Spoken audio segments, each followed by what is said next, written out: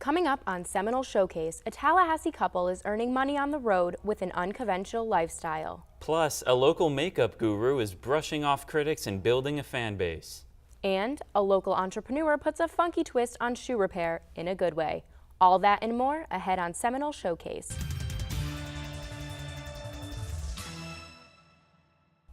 Hello, I'm Annie McDaniel. And I'm Alex Mendoza. The Rape Aggression Defense Training Program, RAD, is teaching women how to escape from dangerous situations.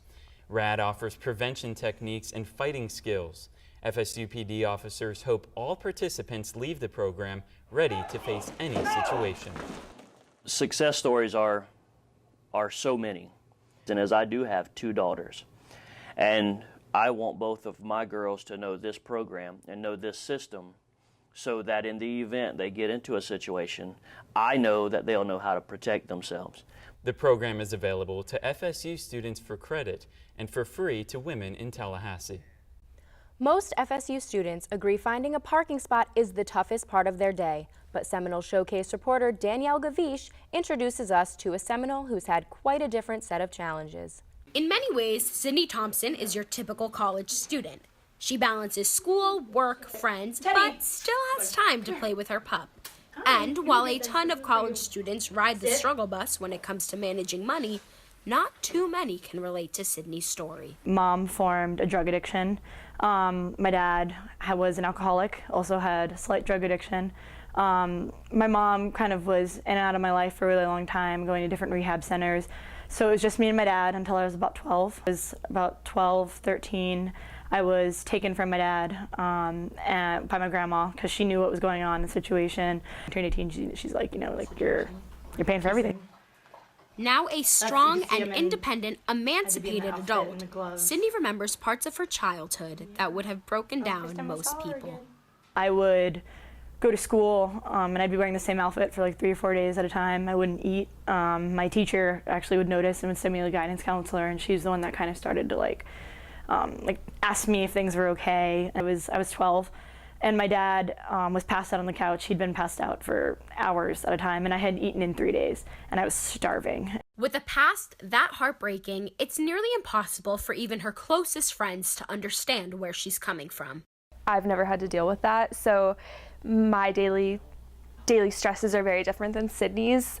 Mine are mostly just school and I don't know, really nothing else. I don't have that many, and I see her struggling with things that I don't even have to think about, and that's really sad, and I wish that wasn't the case for her.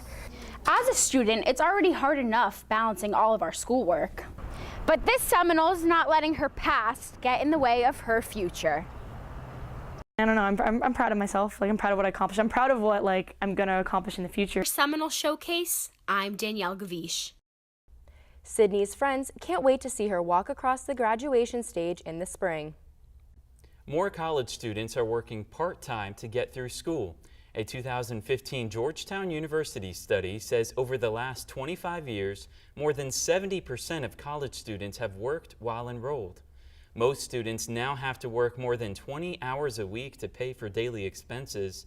As the cost of living continues to rise, along with tuition, more students will likely have to juggle classes and a job. If you eat out regularly, you may have noticed 3 words popping up on your receipts: gratuity not included. Seminole Showcase reporter Gabrielle Caldwell has more. In 2014, the IRS ruled large party automatic gratuity as a service charge rather than as tips, which meant the loss of the autograt for many chain restaurants. To keep the policy would mean that the tip would go to a server's paycheck rather than paid out as cash at the end of the night like usual, essentially causing a bookkeeping nightmare. To deal with this, some large companies like Longhorn Steakhouse and Red Lobster abandoned the practice and instead instated new policies like putting tip suggestions on receipts. And while the change could mean less paperwork for companies, it could also mean more headaches for servers. Josh Middleton, a full-time student and part-time server of 4 years, says he's definitely noticed a financial hit after his restaurant lost its ability to autograt large parties. Where I've actually had guests tell me, yeah, man, had to take care of the whole family. I hope I just tried to give you what I could, which, I do respect. It doesn't really make me upset or angry, but I often wonder to myself, well, if gratuity was automatically included, you would have just paid it anyway. Since many smaller or locally owned restaurants have chosen to keep auto gratuity, despite the new ruling, it's hard for the average person to notice there's been a change at all. I guess I haven't noticed a big difference. I didn't realize that they didn't have it anymore, mostly just because I tip 18% usually every time. I mean, if the server does a really good job, then he deserves a really good tip, he or she. For Seminole Showcase, I'm Gabrielle Caldwell. An easy way to calculate a 20% tip is to double the first number in the total. Your server will appreciate it. College students use social media like Instagram and Twitter to broadcast their lives online. But Seminole Showcase reporter Asahi Hirano tells us how that could be hurting their confidence. With the rise of social media, students are able to connect with their peers faster than ever before. You have the ability to validate your friend's existence by a double tap of the screen. Could this be ruining students' social interactions in the real world? You're constantly comparing what you're doing to what someone else is doing. And if you are perceiving that other person is doing other things that are like, more fun or better than yours. The use of Instagram and Twitter to update your friends and family about your life could be used to your advantage. It's easy to share pictures and videos in real time while also sharing your thoughts within 140 characters. However, different outlets offer different things.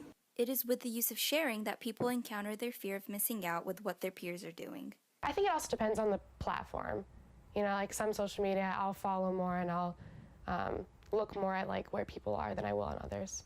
Like I'm more involved on Instagram than I am Twitter. So on Twitter, I don't really pay attention to like really what people are doing. But Instagram, because they're pictures maybe, I'll be more focused on like if they're on vacation, like where I want to be. It's not uncommon to see students checking their social media accounts multiple times a day and being exposed to others' daily activities. You end up judging yourself based off of other people's social media posts and things like that.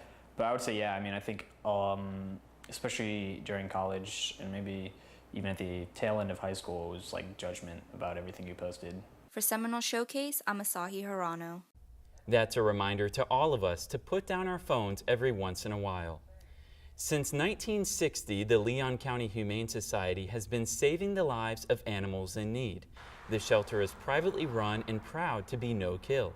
Its workers take animal care seriously, many adopting shelter animals themselves.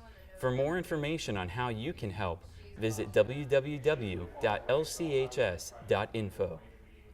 24-year-old Christina Rodriguez is lucky to be alive. She was diagnosed with dilated cardiomyopathy at 15, when doctors told her her heart was too weak to pump blood on its own. But 7 years later, she got a new heart and a new outlook on life. It gives you a whole other lease on life. Maybe not the best life in the world, like I'm not going to sit here and lie to you on that, but it gives you life, and that's kind of cool. Now, with a donor heart in her chest and daily medication, Christina is enjoying the life she has. Many Americans struggle to lose weight, but a Miami woman took drastic measures to shed pounds. 21-year-old Danielle Romero is 200 pounds lighter than she was 5 years ago. In 2011, she got a gastric balloon while living with her family in Ecuador. She says being teased in high school for her weight pushed her to make the change. I was at a house party with all my friends, and it was the beginning of my junior year of high school. I was walking with my best friend, Nadi, which was a toothpick back then, to go to the bathroom when suddenly I heard a loud crack and then some guys laughing and pointing at me, saying rude things. I look at my feet and I noticed I'd stepped in some type of pool thing and broke it. I was so embarrassed that I walked away and started crying. That's when I knew I had to change. And when I went home, I told my mom to send me to Ecuador with our family to lose weight. Danielle has kept the weight off with diet and exercise. Holiday breaks and family events send students flocking to the airport, but costs to get in and out of Tallahassee make travel a hassle. Seminole Showcase reporter John Yoder tells us about demand for student rate airfare. With Tallahassee being a mecca for many colleges and universities, the demand to make flights cheaper for students is becoming more of a pressing issue. As far as I know, there's not any system to implement a student discounted system. Pricing for all the airlines is done individually with no input at all from the airports. Averaging 16 to 18 flights per day, Tallahassee International Airport doesn't see many students walking through their doors. But perhaps with a new student-rated discount, we might actually see some baggage in the baggage claim. Florida State student Janelle Johnston wishes she was able to fly home for the holidays after a traumatizing highway accident sent her to the hospital and her car to the junkyard. I'm from Boca Raton, so it's 7 hours away. I had never really driven that far of a distance by myself. My car spun, flipped, like you name it. My car was just totally like crushed. It was just a really scary experience, and I was scared to drive for a long time. My parents were pacing. They were so nervous, and they always say that they wish there was a more affordable way for me to get back to South Florida without having to drive 7 hours. TRA has now officially become an international airport, but ticket prices don't look like they will be changing much, according to Mr. Curry. However, the international aspect will bring in more flights and opportunities for different destinations to travel to. What will change the prices is for the airport to bring in more airlines, increase capacity, and also create competition at this particular airport. For Seminole Showcase, I'm John Yoder. The city of Tallahassee has proposed reinstating the Amtrak Tri-Rail system as a cheaper alternative to flying. Searching for a job can be tough, but with some expert advice, FSU students are paving the way to success at the Career Center. More than 19,000 students visited the organization in 2015. Seminole Link is one of the Career Center's most notable services. It allows students to apply to jobs anytime, anywhere. And it's very convenient because I don't have to drive out of town and skip class and make a whole day out of it. I can just walk right over from class in my suit and tie and get the interview over with, so it makes it very convenient. Andrew has earned an internship in Boston with Enterprise Rent-A-Car after attending an FSU career fair. For the latest news and events happening at the Career Center, visit career.fsu.edu. Live to serve, love to serve. That's the motto of FSU's Circle K International Group, CKI. The group participates in service projects from volunteering at animal shelters to feeding the homeless. One of CKI's traditions is Happy Cents, where members say one thing they're happy about while dropping a change in a bucket. The money collected goes to charity. An FSU student is weaving his way to success with a clothing startup. That and more in our business segment with Seminole Showcase reporter John Yoder. John? Thanks, guys. FSU freshman Mike Lazarus creates and manages his own clothing company. Starting a business in college comes with a college budget. Mike runs his clothing company out of his apartment where he and his team stock inventory, handle orders, and manage finances. I started Buds about 1.5 years ago when I was a senior in high school, and I had been doing graphic design since I was about 12. Bud's clothing now has 8 shirt designs and bracelets and stickers. Mike plans to expand his designs to more accessories and clothes soon. You can stop by his table at FSU's Market Wednesday to check it out. A local business is helping people look good when they lace up. Seminole Showcase reporter Alex Mendoza tells us more. Between embarrassing trips and scuffs, shoes can get pretty beat up. That's why one company in Tallahassee is running straight to the problem. We're always looking to keep it fresh and keep it new. Fresh is only part of the name. Mike Jackson owns Funky Fresh Footwear, a shoe store that specializes in custom designs. You go from talking to walking. And restoration. We had to start at the foundation, do all the research to look at the licensing and things it took to actually establish a business. Once you get that fund out of the way, you start looking into the cost of shoes and all the equipment it takes to actually run a business. For Jackson, Funky Fresh Footwear isn't just a side gig. It's a full-fledged company that's earning the entrepreneur over $60,000 a year. You always want to strive for more. Every time you achieve a goal, you want to set another one. And even before you achieve that goal, set another goal. So you never allow complacency, and you can always be successful. So whether your style is formal or casual, Funky Fresh Footwear can fix up just about any type of shoe. It comes with a lot of practice and time just in the lab itself doing the work. So I would always say with repetition, you can't be perfect, but you get a lot of great skills from it. You're going to want to get like the skinniest brush you can find. And while skills are important, Jackson says success in his business takes a little more than just painting the sole of a shoe. If we work hard, nobody will forget about us. But if we start working hard, everybody will forget about us. So it just all comes back to that. For Seminole Showcase, I'm Alex Mendoza. Mike plans to expand Funky Fresh footwear to the Tampa area.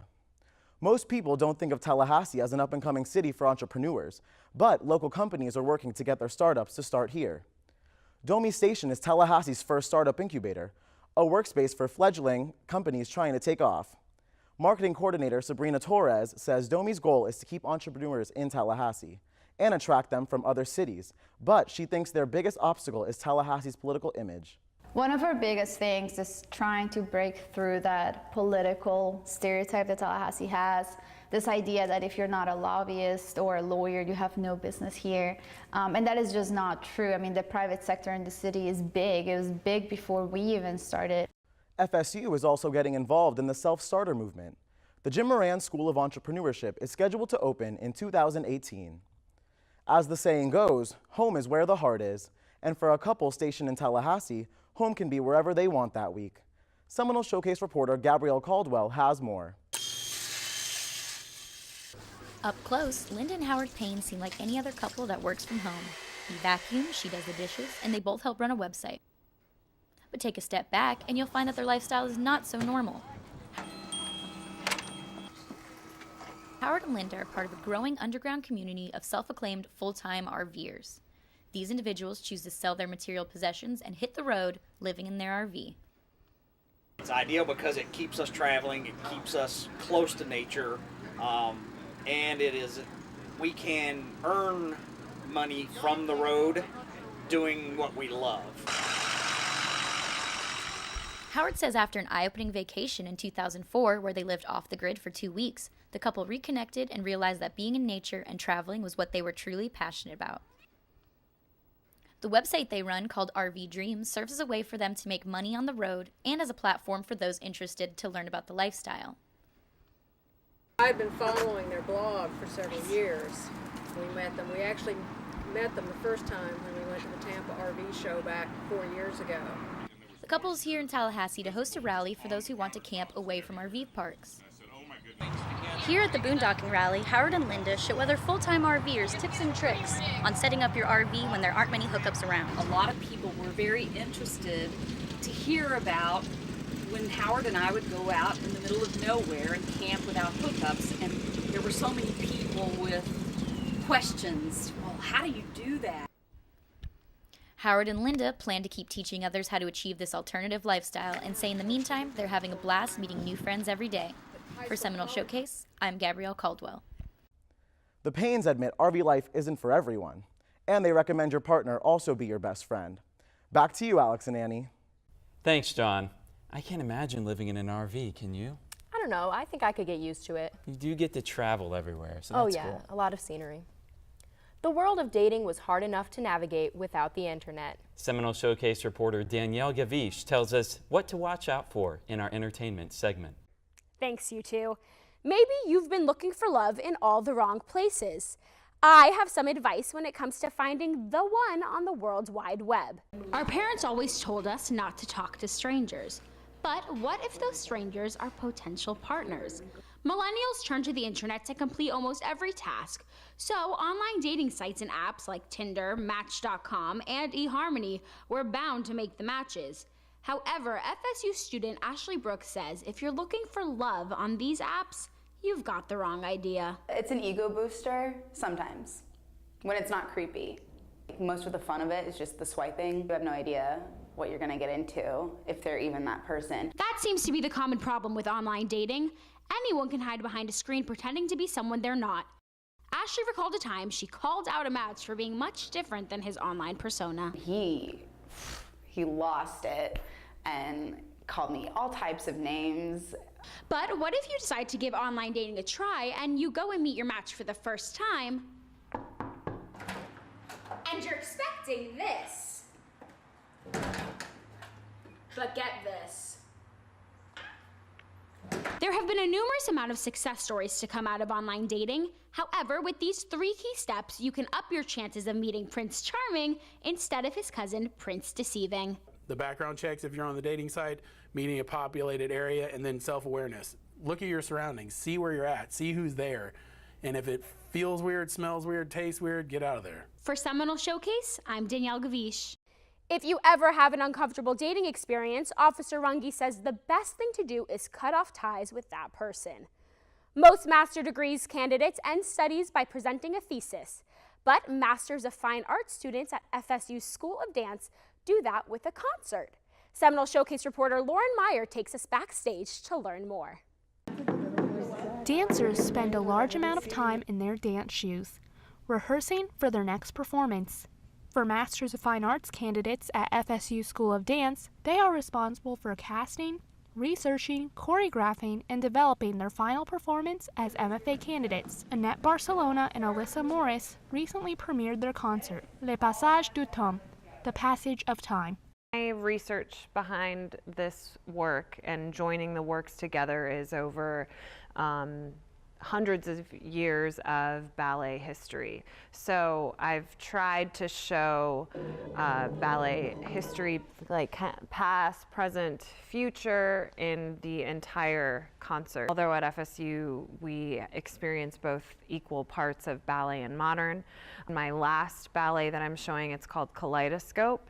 It's my interpretation of where like ballet and modern dance kind of collide, but still using the point shoe as a jump-off point. Alyssa Morris has been the first MFA candidate to create a dance film. The work was inspired by Alice in Wonderland and is called Portal. As this dance filmmaking is kind of cutting edge here, it's also cutting edge in the dance world as well. I would love to be a dance filmmaker upon leaving. And I'm not only a choreographer in this, I'm also an editor, a director, a composer. I've also composed music, so it's a lot. After 3 years of rehearsing, the work is finally premiered at the end of their program. Reporting for Seminole Showcase, this is Lauren Meyer. Those students can dance circles around this reporter. Speaking of dancing, meet the force behind FSU's Golden Girls, Coach Brittany Richards. Brittany started dancing when she was 3 years old. She was a Golden Girl from 2004 to 2008 and went on to dance for the Florida Panthers and the Dallas Cowboys. She says those jobs shaped her coaching style. My coaching method, it's one that I learned actually from my time being a professional dancer. It's that professionalism, it's the integrity, it's making sure that the program is the most important thing, because that's what actually creates the individuals that make it up. The FSU Golden Girls are ranked top 10 in the nation amongst dance teams. Well, we all have our ways of expressing ourselves. Let me introduce you to one Seminole who does that a little unconventionally. From a young age, Joseph Chirenza always knew he was unique.